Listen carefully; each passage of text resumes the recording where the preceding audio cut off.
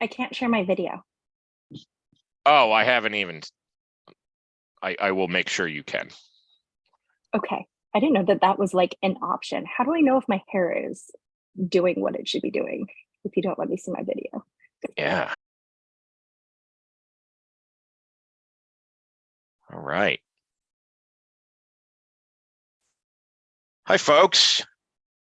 We're going to get started momentarily. My name's Tim Sarantonio. Welcome to the Ask the Expert session with Rachel, who is coming right back. We're going to be doing a few fun things here today, while we are piping this over to YouTube, I believe. I don't really care about that for right now. I care about the people who are in the room right here. We have a special community-only webinar with Rachel. She'll be joining us. She can't share her video, so what I'm going to do is, Rachel, I'm going to make you the host again. We're going to figure that out. Come on back.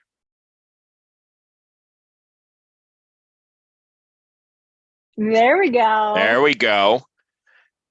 Now, please take it back. That is way too much power. I took it back.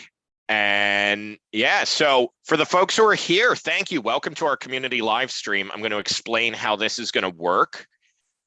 Today, it's a bit of an experiment. And so I want to thank the folks who had joined us live here. We're doing a special community-only Ask the Expert session on gratitude automation with Rachel Bearbower of Small Shop Strategies here today. Hello, Rachel. Hello. It is great to be here. One of my favorite topics. Yeah, it's a good topic. And we're just like, it's a half an hour, right? Like quick hit. Yeah, let's do it. So what we're going to do is we can have it where people can talk to each other. Thank you, Kieran and Alicia, our official community like leaders. Let's just say it outright. These are our leaders. Slack. They're in the Slack all the time, and we're really appreciative of that. So, folks, you could see we're paying attention to the chat. There's also a Q&A as well for me and Rachel, but we're going to pay attention to folks who are here. And we would love to hear from you about what you want answered about gratitude automation. Now, Kieran did already put out a question that will engage. But Rachel, before we do that, maybe this is what we can do from a structure standpoint. We only have about a half an hour, right? So I would love for you to introduce yourself, talk a little bit about your experience with the topic, and then we can kind of break things up into a few different questions, but definitely engaging everything that people want. But I think we could talk about, who do you design automation gratitude for? What's the experience look like for the donor? And how can a fundraiser actually start to put this into practice? That's really what I want to cover, because the point of the community is this kind of collaborative coaching. That's what we're trying to shift toward. So, brilliant. Sound good, everyone? Thumbs up in the chat. Love it. Okay, in the chat, I need to know who is hanging out here. I'd love to just know, like, what's your role? Are you like, how many people are in your shop? Like, are you, a one-person shop? Are you, a one-person fundraising shop? Like, where are you? Because there's no wrong answers, and I would love to just know. But while you do that, so hi, I am Rachel. I am thrilled to be here. So I am the CEO of Small Shop Strategies. I am also the founder of the Sprouted community, which is a community of small shop executive directors. And Sprouted, Sprout ED, is also a play on words because I live on an actual farm. If you follow me on Instagram, you will see that a lot of my photos, a lot of what's going on is very agricultural based. I am not a farmer, so everything is new and brand new. But I was a founder and executive director. I was a one-person shop and had a very big program. And like many of you, I'm seeing the names. Yeah, we got a lot of here. I love this. A lot of folks very similar to you. So this is your people. Yeah. No, I'm so into this. And when I was a small organization, you were having to wear all of the hats. but I'm very much a systems thinking person. And so I was like, okay, if I need to thank all these people, how can I do it in a bigger way, but like still make it super personal? Because that was something that was super important to me. I wanted to make sure that like this felt real and authentic. And so I was so executive director, founder, and now small shop strategies, working with nonprofits and teaching systems, and gratitude is my jam. So I love this. Really cool organizations here. Oh, so yeah, I mean, this is really, really great. Thank you for being in the chat, folks. I'm just putting it in there that, we'll pay attention to the chat, but if you also want to make sure that we see a question for Rachel to answer today, and we'll definitely focus in after about 20 minutes of conversation, I would say maybe 15 now, because we're still getting our feet wet on the new format, Rachel. So thank you. But about 10 minutes of questions. So let's kind of get into it. Yeah, definitely. Why talk about this topic? The community did vote on this. It should be noted, folks. Yes, you're driving like all of this, people. So the community said, we want to talk about gratitude automation, but what does that actually mean? Well, okay, so here's the conflict, okay? So in our small organizations, you have a lot to do, very little time to do it. In an ideal world, you have this perfect number of employees to support the perfect number of donors that support your perfect programs, and then they're all nurtured in the way that they need to be nurtured, and we have 100% retention, and like life is rosy. Okay, we don't live in that world, but that would be an incredible world. We don't live in that world. We are underpaid, overworked, underfunded, and based on our research, Tim, thank you. We know that donors want to feel like they are part of something bigger. They want to know that their gift was received, that their gift was appreciated. And they want to know, like, what are you doing with my gift? Okay, that's on this side. Then when we're inside the organization, we're like high-fiving each other. Got a donation? Great.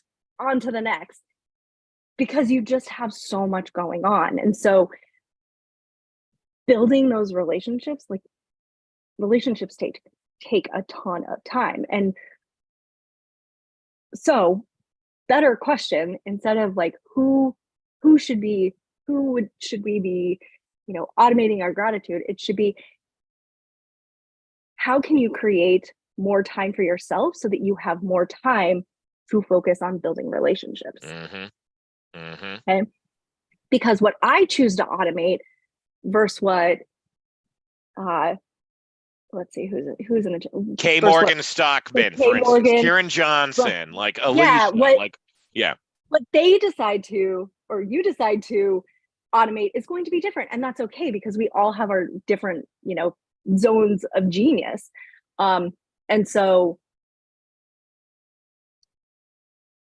of course the best, I'm not giving you a direct answer. It depends. But how can you kind of reframe that and think of like, okay, what are the things that take up most of my time? Now, if you're somebody who like loves to go and like meet with donors and like have conversations, then like automating some of, like your scheduling and things like that might not be your top priority, because you're motivated to do that. For me, sitting down and like writing a thank you note was like oh my gosh, like I knew how important it was, but it fell to the bottom of my list every time. So think about what your zone of genius is. Think about what is taking up most of your time. And then how could you structure your day differently? How could you add some different automations in that just make it easier? So I have a ton of examples. And we got some good questions coming in already. There is amazing.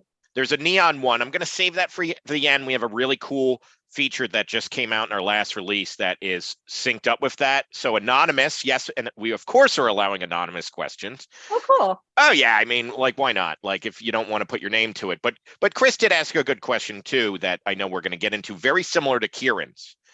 And I actually like Chris's a little bit more to the point in terms of what Kieran was getting at in the Slack yesterday was it, and no offense, Kieran, is the trade-off of automation always the lack of personalization? And Kieran asked a very similar question to kind of cue us up, which is, I'm always concerned about the automation turning donors and members off. How do we make it feel more personal?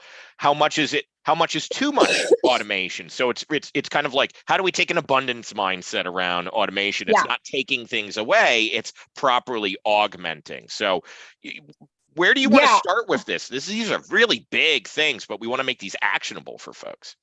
Yeah. So okay, just because it's automated doesn't mean you can't make it human centric. Okay. Mm-hmm. So automation should be a complement to what you are doing and to enhance the personal connections, but not like replace them entirely. Kind of like, Chat GPT. Like, don't let Chat GPT like write like all of your blog posts. Like, that's a computer. That's not going to sound like you. But automations can support you and can allow you to give you a little extra breathing room. That's kind of how I like to describe it. Like, okay, you might not be able to. So here's like my classic example. And this is actually a very, like, it's kind of more of an analog. It's like less using tech, but it's an example of like how to use systems thinking, how to use the things that you have in your organization and think about how you can scale them. So when I was an ED, I did a youth development program. On a whim, I was setting up coaches boxes for the year, and I cut out a ton of tag board and like threw it into the coaches boxes. And I was like, hey guys, next time there's a rainy day, will you have the participants in the program like draw a picture of them and like how they feel when they're in the program, or write a card? I'm going to use these for donors. Okay, so I ended up getting back like 300 cards that were generic and great. And so that simple thing allowed me to then have like, I could stick those cards into just like anything that I was sending out, but it was like one simple action to like be able to think through like what I could do with that. And so that's kind of how you have to think about automation. So a couple of ways to like, okay, let's dig into the ways to make it feel like not so techy, not so like it's not personal, because you can absolutely do that. Okay, so we've got personalization. This is the easiest. I think that's the one that people are most familiar with. So automation allows you to personalize that communication. So making sure that like the first names, the last name, pretty much the first names in your donor database, make sure that they're spelled correctly. Some people like enter their name and it's like all caps or all lowercase. Like, make it a process to make sure that is clean, so that when you are sending bigger communication, you're automating things, that the data set that you are working with is good. Automation can also, they can help you draft thank you notes. I set up a Zap.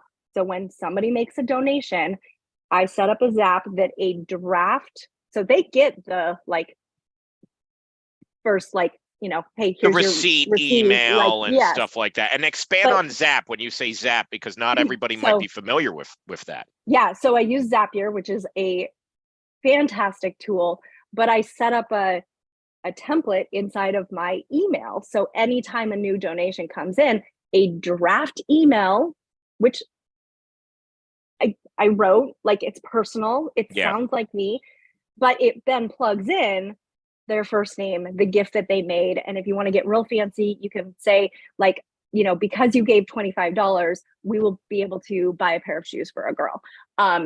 So that is drafted. So then all I have to do is go into my drafts. I have to, if it's like my aunt who is given, I'm not going to say, Dear Joan, like she's going to be like, yo, what's up? Be like, Aunt Joan, thank you so much for my gift.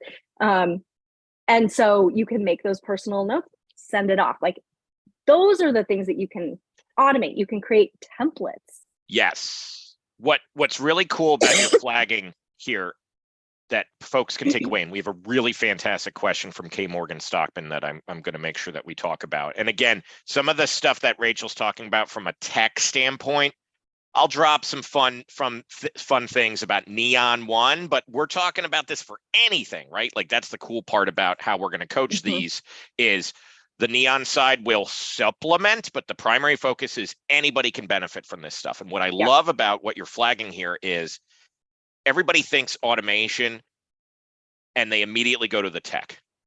Yeah. And that's actually the wrong way to think about it. What you're talking about is process integration first. How does this build into my daily life? And what's really interesting on even the Zapier example that you gave is, so we rolled out one-click workflows. Yep. You just literally click a button, and that's what I'm going to drop that answers several questions for Todd and the anonymous person on how do I do this in the end? Do the one-click workflow. You got to update the copy. But there's a difference between what that is and what Rachel's also describing, because there's pure automation, no review, which has a role, and that's what we built.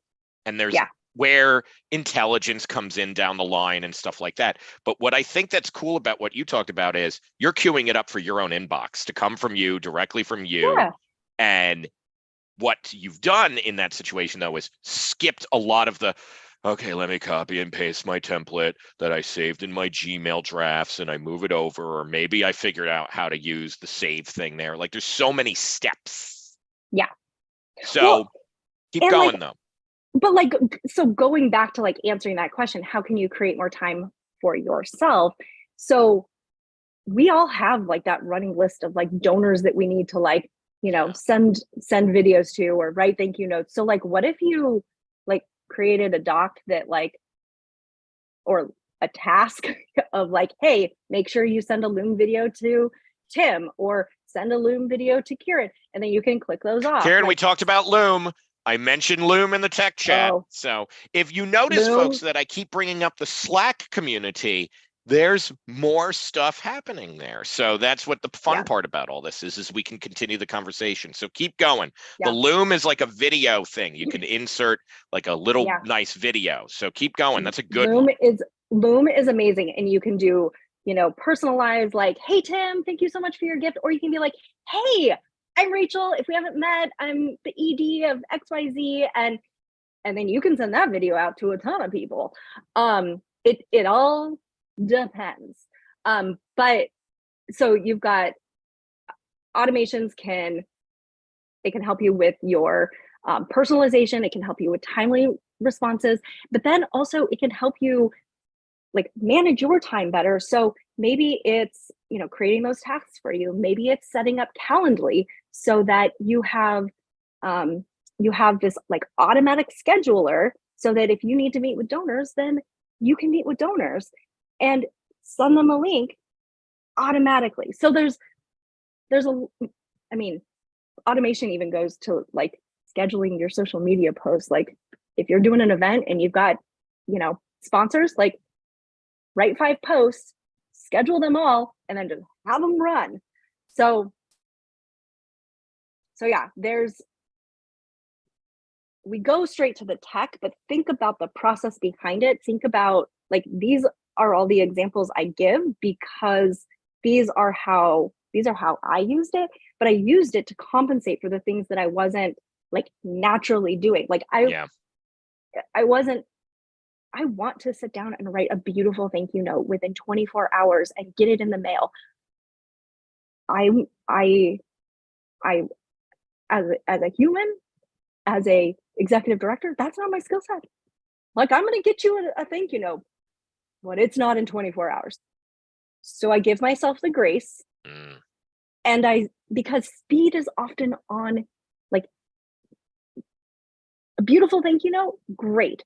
Speed is often more important in that moment because we are so quick and we need those dopamine hits that the donor has like hit their donation, but then that buyer's remorse kicks in. You got to meet their excitement. Yeah. And so speed to let them know, like, got your donation. Thank you so much. So how can you speed up the process? So I don't know if this like is answering the question. Like, I think Chris asked that question. Yeah, how do you, well, and I think that it's I think you did answer it in that automation doesn't automatically mean the lack of personalization. I think a lot of it's the intent of the message.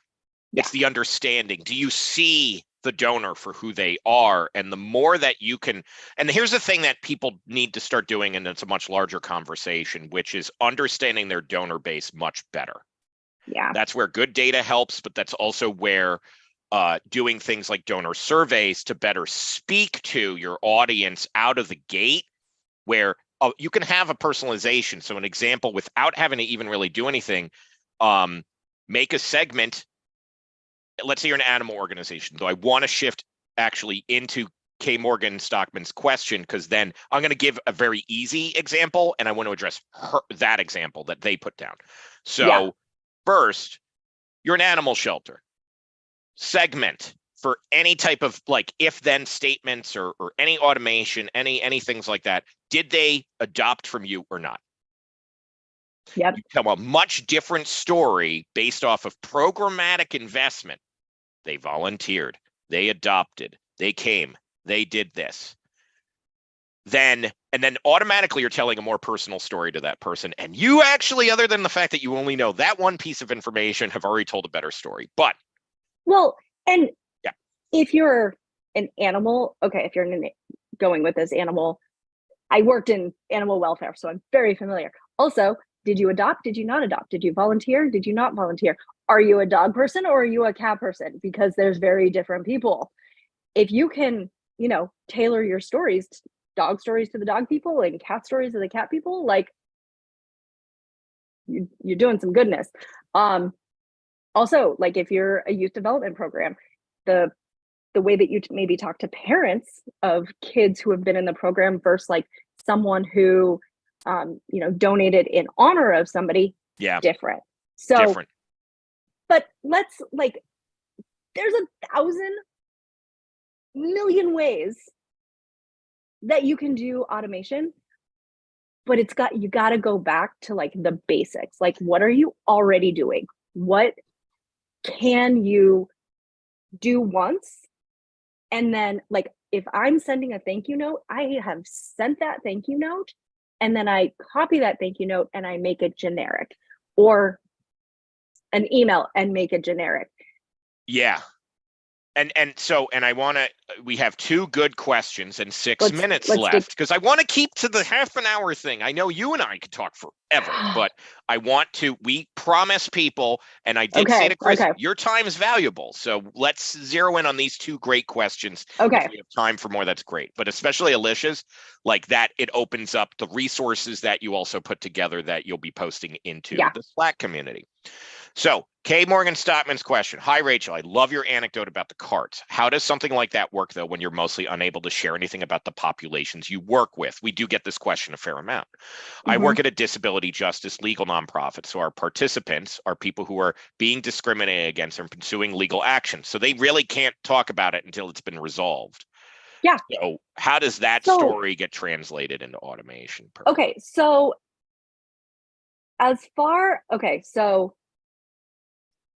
if you have people within, couple ways to think about this. I am a big believer in allowing people to be the owner of their story.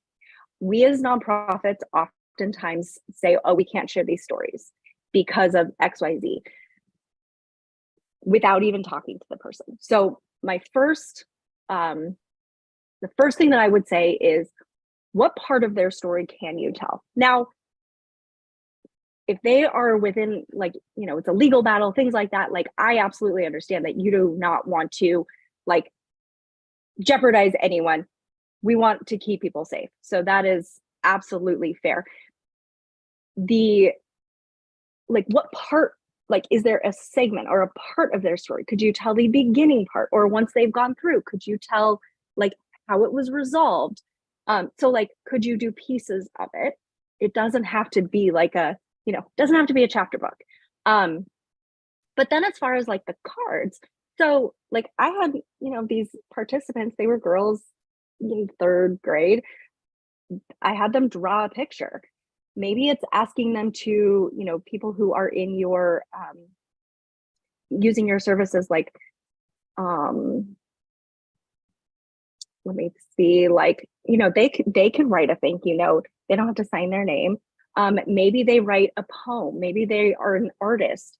Like, what is something that they could do? And then, you could, I mean, how cool would it be that you have somebody in your program who drew like a beautiful, steps of the court, and then you took that and you turned that into the thank you note. Yeah. The image, and on the back you can say that like this was designed by someone who da da da da da. Okay, so I don't know where that Q&A went. K Morgan. So oh yeah, I answered it because we were answering it. So summarize that, like, what part of their story can you tell? How can you give them more ownership? 2, how could you think creatively? Like, you're in a like judicial system, so like how could you like be more, like allow for some creativity? Yeah. So yeah, that's well, and that kind of leads itself into Alicia's question, I think, round us out. And what we're going to do is I'm going to post in the chat how to get into the Slack, as well as a community feedback survey, by the way, as we round things out. I'm going to do that now. Rachel will go into the Slack and post a bunch of great resources. I see that you're reading Alicia's question, I believe. Yeah. So do you want to read it out loud and kind of take us on home on this one? Because basically this is like rubber meets the road. This is all great, yeah. Tim and Rachel, what the hell do I do? Yeah. So, okay. The question, great question. So I have a colleague who struggles with the administrative and tracking components of her role. She has expressed to me a couple of times that she would like to incorporate more automation into her work, but gets overwhelmed, doesn't know where to start. I know this is a broad question. Is there one thing that you would recommend for people for a starting point, if it's low tech or easy to use? Some people are not tech people, and that's okay. And you have to love them for who they are. Number one. I would say like automating like thank you notes, starting there, creating a template, creating a checklist. That's where I would start. I would also maybe sit down with them and, going back to our first question, like, what are some of the things that, like, if you didn't have to focus on this, that you could get started? Now, in the Slack channel, I have some resources. You got a lot of great stuff. The donor journey thing alone would be a good thing to print out and go, what can we fill in with automation here? Yeah. So here, I'm gonna just add. So you can go here and grab, it's basically, it's a template of like the first 100 days of a donor journey. So it's a whole like kind of workbook. But actually, going back to your question, like where to start, YouTube. Like I'm in my, like, the resources that I'm going to drop, like I have several YouTube videos of like step by step of like, hey, you're going to go here and you are going to set up your template, and here's all the steps. Like, figure out what you want to do and then go watch a video on it. You can learn everything from YouTube. There are step-by-steps. Neon users also have Neon One Academy for a very similar thing, by the way. I mean, and this automation, like, it takes time. It's a muscle you have to flex. Like, you have to practice. Like, I have screwed up so many things, and you just keep. And you destroyed your organization's revenue stream because you made a few mistakes, right? Like no, not even a little bit. It's okay. You can screw up. Yeah, and so like start with like what is the biggest pain point, Mm, and start with the tech that you already are using. If you're using Gmail, start with Gmail. Don't go and like download a whole new project management system or like a new app. Like, start with what you are using and then build, like, stabilize what you're doing. When you have stabilized it, then you can optimize it. And then once you've done that, then you can expand. But like, stay, like, get what you are doing stabilized. I think, And yeah, then, kind of what I've been framing it at is start at the atomic level. There's a great book called The Cold Start Problem. I even brought it up in my community call to kick off the revisioning, the reboot of our community here with Alicia and Kieran. And I talked about what's the smallest group configuration it takes for Slack to be successful. 3. yeah, They found it takes 3 people, meaning if you focus on the atomic level of what is successful, don't think huge. Dream big, but tactically focus on what you know you can get done at the smallest repeatable level yeah, and scale that. Rachel, I know we could talk so much longer on this, but half an hour, boom, boom, boom. I'm going to go we see if did this it. even now you're on YouTube. That's great. I'm going to go check if this I worked mean, properly, but I'm on YouTube. YouTube, Like, we I've all are on uploaded. YouTube and we need to get better at that. I will say for CRM users, please, please, please go look at one-click workflows. There's 5 of them. We're working on the 2nd generation already. Yes, this is where the AI comes in down the line too. And all it is covering some of these bases, but what Rachel talked about is so much bigger than just one thing that we've enabled for you. You got to think of it and its role, because even for us, the moment you turn that thing on, we go, please rewrite this. We've started here for the template, but you have to make this your own. It like yells at you in a good way. Yeah, And yeah. no matter what, this has to come soon. Kieran, so yes, the event stuff, you're going to hear about that. It's September. So like, yes, it's coming. Part of automation. Yes, Kieran, we will get into that. So when we close out today, by the way, and Rachel, I'll give you final word. There's going to be a little survey that's going to pop up for anybody who attended today. Very quick thing, nothing with your name. It's completely anonymous. What do you want to hear about next? What do you want to hear about next? What can we do? We have some topics, but we really want to kind of, this is community driven. So Rachel, thank you for your time. Can you send us off today with some words of inspiration, perhaps? Start small. Automation is a beast. Those of us who love it can talk about it all day. Those who don't are running for the hills, hiding under their desk. Start small. You do not have to do all the automations in one day. Find one thing. Figure out what your zone of genius is. Figure out what you do naturally. Figure out what is going by the wayside.